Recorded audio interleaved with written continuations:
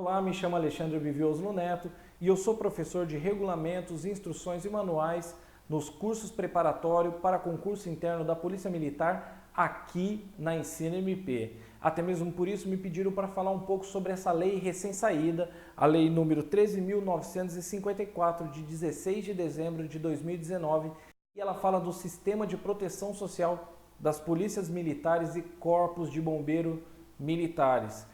Bom, mas antes a gente vai falar um pouco do porquê do Congresso Nacional estar tratando de inatividade de policial militar e bombeiro militar. Isso veio por conta da alteração do dispositivo, o inciso 21 do artigo 22 da Constituição, que traz a competência privativa da União. Normas gerais de organização, efetivo, material bélico, garantias, convocação, mobilização, até aí já tinha, porém, inatividade e pensões das polícias militares e corpos de bombeiros militares.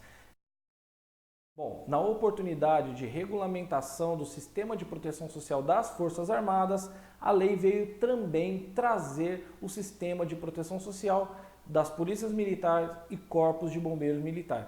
Mas a gente vai falar aqui exatamente dos pontos que dá para afirmar alguma coisa, porque muita coisa é nova, muita coisa é um pouco divergente com as regras anteriores, então vai haver muita discussão acerca do tema. Porém, o que a gente pode afirmar, eu vou levar no slide e a gente vai debatendo ponto a ponto. Vamos lá? Bom, a lei veio reafirmar a irredutibilidade dos proventos de inatividade e pensão por morte, até mesmo porque para garantir que lei posterior não venha causar alguma redução nominal desses valores, mas também a integralidade e a paridade. Essa lei veio afirmar que a integralidade é o cálculo dos proventos por inatividade com base no salário que o policial militar ou bombeiro militar tinha à época da sua passagem para a inatividade, relativamente ao seu cargo, posto ou graduação. Já a pensão por morte vai ser nos exatos termos dos proventos de inatividade do policial militar ou bombeiro militar falecido. E não vai ser com base nas contribuições, porque se fosse no início da carreira, você tem um posto e graduação menor, no final maior, então faria uma média. Isso não vai acontecer. Essa lei veio afirmar que é com base no salário à época da sua inatividade. Agora, em relação à paridade, traz que os proventos por inatividade e a pensão por morte vão se reajustar na mesma medida com que se reajustam os salários dos policiais e bombeiros da ativa. Inatividade por invalidez integral para a razão do serviço, proporcional para os demais casos, e não trouxe nada sobre doenças graves. A lei também veio reafirmar que os proventos de inatividade do inativo por invalidez, se for em razão do serviço, vai ser 100% do salário que tinha ativa. Agora, a questão de proporcionalidade aqui não significa que deixe de ser integral, mas caso a inatividade não tenha correlação com o serviço, vai ser proporcional ao cômputo desses 100%, né, do salário que tinha à época da inatividade. E não trouxe a questão de doença grave, porém a gente pode presumir que isso daí vai ser as mesmas regras anteriores do ente federativo. Inatividade compulsória por atingir a idade limite, segue a regra de cada ente federativo, só não pode ser menor que a idade das Forças Armadas. Bom, aqui também não muda muita coisa, porque vai seguir as regras já existentes no ente federativo. A única coisa é que a idade limite não vai poder ser menor que a das Forças Armadas, que estão também nessa mesma lei. Agora, o que não está dizendo se é 100% ou vai ser proporcional ao tempo de serviço, provavelmente regulamentado pela lei do ente federativo. E a inatividade a pedido, Lembrando que ela só tem regra para proventos integrais. Aqui a gente tem duas regras. Uma regra geral que passa a valer para quem ingressar na Polícia Militar ou Corpo de Bombeiros daqui para frente, ou uma regra especial para aqueles que já estão no serviço ativo. Significa que sempre vai ser de forma de proventos integrais. Isso parece ser uma parte boa. A parte ruim é que você tem que cumprir requisitos bem mais exigentes. No caso aqui, a gente pode ir para o slide. Tempo de serviço geral de 35 anos, tempo de serviço de natureza militar de 30 anos, e como fica o tempo de contribuição do INSS vai servir para averbação para tempo de serviço no geral. Bom, o tempo de serviço no geral é 35 anos.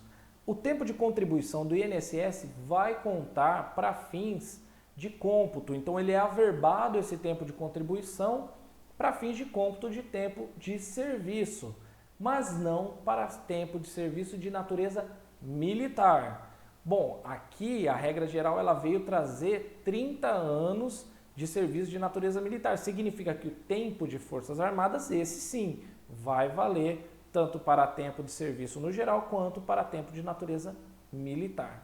Agora a gente tem uma regra especial, que é essa que você quer saber, né? Bom, e agora a regra especial. Temos que o tempo de serviço geral é o tempo da lei anterior mais 17% do tempo faltante. E também tem tempo de serviço de natureza militar. Quanto à questão da contribuição do INSS, não muda, continua valendo para o tempo de serviço no geral. Bom, nesse caso você vai ter que usar a lei revogada. Você vai pegar a lei pela qual você estava submetido, verificar o tempo de serviço, aqui em São Paulo é 30 anos, e vai somar 17% do tempo que te falta para alcançar. Aqui em São Paulo esses 30 anos, né? Então vai ser 30 anos mais o 17% do restante. Em São Paulo, lembrando que existem estados que é 25 para mulheres, existe estado que é 35 para todo mundo, né? Essa lei veio trazer uma uniformização para a regra geral, 35 anos para todo mundo, inclusive para as Forças Armadas. Então esse cálculo vai ser feito por você, acredito que seja feito em dias, porque as mudanças das aposentadorias elas são feitas em dias, então eu vou mostrar uma forma de calcular aqui, e aí você coloca 17% do tempo que te falta. Vou fazer aqui na tela. Bom, aqui na tela eu peguei um site, vou colocar o link na descrição, né? Então você pega o dia de hoje, né? E você levanta junto à sua administração a data provável da sua inatividade com base na regra revogada. Vamos supor que seja o dia 13 de fevereiro de 2036. Calcular a diferença. Bom, aqui no meu cálculo deu 5.902 dias. Agora vamos abrir uma calculadora. Aqui eu coloco 5.902 mais 17%. Certo, deu uma quebrada aqui, coloco um dia a mais aí de lambuja para administração, deu 6.905. Aí eu abro outro site, né? No caso aqui eu vou colocar os links desses dois que eu utilizei, mas você pode utilizar uma própria calculadora, planilha de Excel, coloco a data de hoje, né? Coloco quantos dias me resultou, vou dar um dia de lambuja para administração, 6.906, e vou somar. Bom, na verdade, a aposentadoria que estava para dia 13 de fevereiro de 2036, ela mudou para 13 de novembro de 2038. Agora, e a questão de tempo de serviço de natureza militar? A gente já viu que a regra geral são 30 anos de serviço de natureza militar. Mas e a regra especial, que é para aqueles que já estão na Polícia Militar? Bom, o primeiro ponto aqui é que essa regra só passa a valer a partir de 2022. Significa que aqueles que conseguirem o tempo da norma anterior mais 17% da regra faltante entre hoje e 1º de janeiro de 2022 vai conseguir se inativar sem essa necessidade de tempo de natureza militar. Agora, o que vai acontecer com o tempo de natureza policial, como é no caso na regra de São Paulo? Não me pergunte isso, porque isso vai gerar discussão. Significa que revogando esta norma, não precisa mais dos 20 anos de tempo de natureza policial até 2022, onde passa a valer o tempo de natureza militar? Isso aí é discussão para depois. Porém, o que a gente pode falar agora é que nesse segundo ponto são necessários 25 anos a partir de 2022, mais 4 meses para cada ano faltante para atingir, e aí deixamos em aberto aí para outra discussão. A partir de agora é só questão polêmica. Então, qual é o tempo necessário para fazer esse cálculo? Se é a regra anterior, no caso de São Paulo, por exemplo, 30 anos, vai ser 25 anos mais 4 meses para a quantidade de anos que te falta para atingir os 30 anos de inatividade. A gente colocou essa opção. Porém, se nesse artigo a gente estava falando sobre serviço de natureza militar, existe a interpretação de que isso daí só vai caber para entes federativos que tinha regra equivalente. Vamos dar uma olhada no texto do artigo. Está no parágrafo único do artigo 24G do Decreto-Lei 667 de 2 de julho de 1969, foi acrescentado por essa nova lei. Agora vamos para o texto em si, onde ele diz: parágrafo único. Além do disposto do inciso 1 e 2 deste artigo, o militar deve contar com, no mínimo, 25 anos de exercício de atividade de natureza militar, acrescido de 4 meses a cada ano faltante, para atingir o tempo mínimo exigido na legislação do ente federativo a partir de 1º de janeiro de 2022, limitados a 5 anos. Bom, ele está falando aqui que é o mínimo exigido pelo ente federativo, mas a gente está falando de tempo de serviço de natureza militar. Então, vamos lá para as opções. Só cabe essa regra se o ente federativo tem essa exigência. Bom, em São Paulo, a exigência de tempo de natureza, no caso aqui é policial e não militar, é de 20 anos de exercício de natureza estritamente policial. Isso daí também não sei o que vai acontecer em relação a essa questão, se vai ser exigido agora até 2022 e dali para frente essa natureza policial. Ao meu ver, está revogado, porque já não cabe mais. Até 2022, ao meu ver, não precisa nem mais dos 20 anos, porque a natureza policial traz tempo de Polícia Civil, Polícia Federal, Polícia Rodoviária Federal, é de natureza diferente da natureza militar, onde você pode trazer os seus tempos de Forças Armadas. Agora, por que só cabe essa regra se o ente federativo tem essa exigência? E, ao meu ver, também, se essa exigência for acima dos 25 anos. O que a gente sabe aqui é que o mínimo de tempo de natureza militar é 25 e o máximo é 30. Porque essa soma de 4 meses a cada ano faltante, ela tem um limite de 5 anos. Mas a gente não sabe qual é a lei do ente federativo que vai ser submetida. Vamos para a opção 2. A opção 2 é a regra atual de anos de serviço geral do ente federativo. Aquela que a gente utilizou para colocar os 17%, que em São Paulo são 30 anos, mas há estado em que a mulher PM ou BM é de 25 anos. Aí eu vejo que nesse caso não falta mais nada, então permanece os 25 anos necessários. ficou um pouco complicada essa parte de se entender, mas a gente sabe certamente que o mínimo é 25 e o máximo é 30. Agora, outras questões aqui, a pensão por morte, integral com base nos proventos ou no salário, o rol de beneficiários é idêntico ao das Forças Armadas.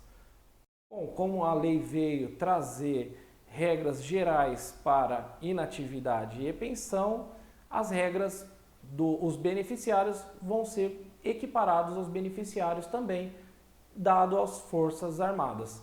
O outro ponto é a alíquota de custeio sobre toda a remuneração e pensão. Eu vou falar um pouco sobre isso, mas é 9,5% em 2020 e 10,5% em 2021. E não se sabe quanto, mas o limite vai ser uma lei federal que vai dar esse limite a partir de 2025. Eu tenho quase certeza que os estados vão utilizar todo o limite, não vai ficar abaixo do limite. Então, basicamente, vai ser a lei federal que vai determinar a alíquota de contribuição, a alíquota de custeio, né, desse sistema de proteção social. Porém, o que é interessante aqui é que essa lei veio trazer que em 2020 é 9,5%, em 2021 a alíquota é 10,5%. Então, a grande maioria dos estados vai ter uma redução na alíquota do custeio do sistema. Agora, o que veio falar também, que é sobre todo o provento de aposentadoria, toda a pensão. Hoje, o que acontece? O policial militar ou o corpo de bombeiro militar, principalmente aquele que segue as regras de previdência própria dos servidores, só contribui acima do teto do regime geral de previdência, que está em torno de R$ 5.800. Então, o que esse veio dizer esse dispositivo? Que não, já que esse é um custeio do sistema de previdência, muito provavelmente vai ser cobrado sobre o total, não só sobre o que sobressair do teto do regime geral de previdência social. Vamos ver como vai ser daqui para frente. Bom, outra questão é o direito adquirido até 31 de dezembro de 2019. A norma pode mudar. Significa que, o que eu vim trazer isso aqui que a norma pode mudar? Só vai valer toda essa regra que a gente está falando para quem tiver a aquisição do direito à inatividade obviamente, a inatividade a pedido a partir de 2000 até 31 de dezembro de 2019. A partir daí, segue a regra nova.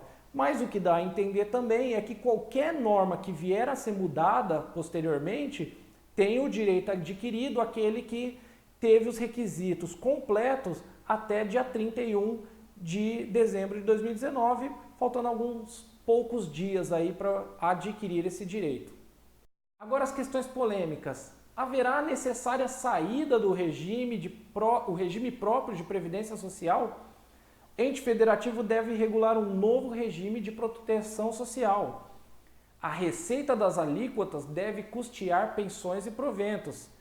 A insuficiência deve ser custeada pelo ente federativo. E qual é a natureza desse desconto? Sendo que deixa claro nos artigos que não tem natureza contributiva. Bom, agora eu vou entrar num campo polêmico. Haverá necessária saída do regime próprio de previdência social? Todos os entes federativos deverão criar um regime novo. Isso, a norma está bem clara. Agora, qual é a natureza dessa alíquota, a natureza dessa contribuição? Ao que parece, é uma natureza somente de custeio dos proventos de aposentadoria e das pensões por morte. Não tem a natureza contributiva, aparentemente isso não vai para um caixa único.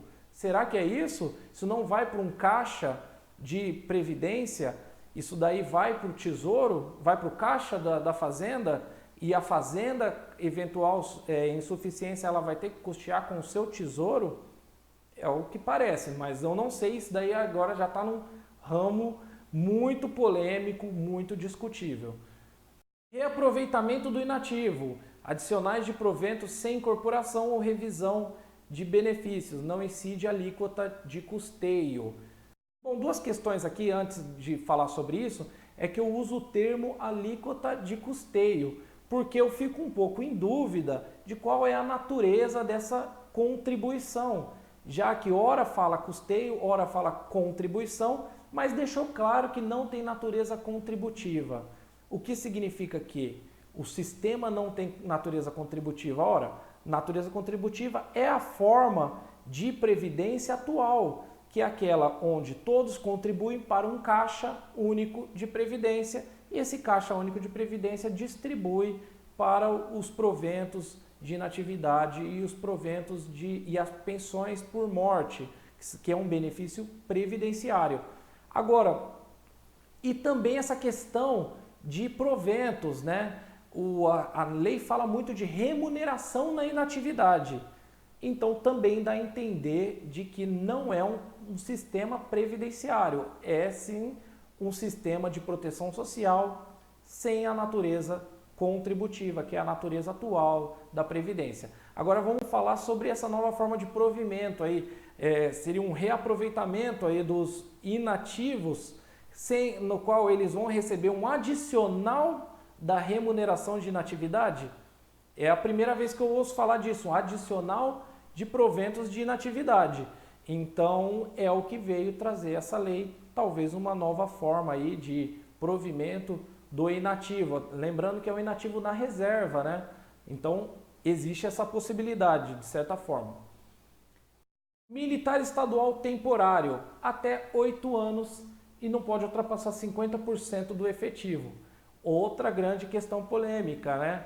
O temporário para militares estaduais, então pode ser que venha a existir aí, é uma nova forma aí de concursos temporários. Vamos aguardar isso aí, como eu falei, agora, essa última parte foi somente de temas para polemizar o assunto. Muito obrigado, eu acho que era só isso. Outros temas que eu eventualmente for ingressar já vai ficar muito complicado, vai gerar muita mais dúvida do que certezas. Então, esse é o ponto que eu fiquei. Agradeço a oportunidade e até a próxima. Muito obrigado.